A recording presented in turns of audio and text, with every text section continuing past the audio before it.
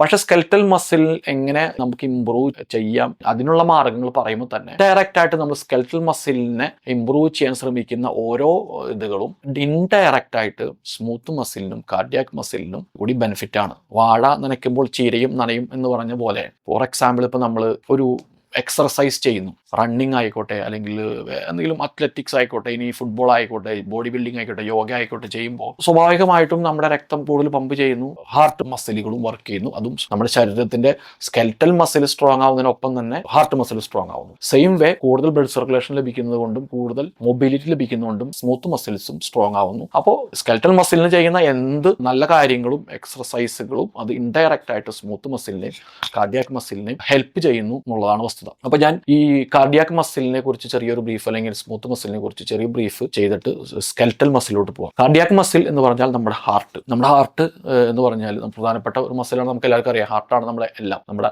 Pump.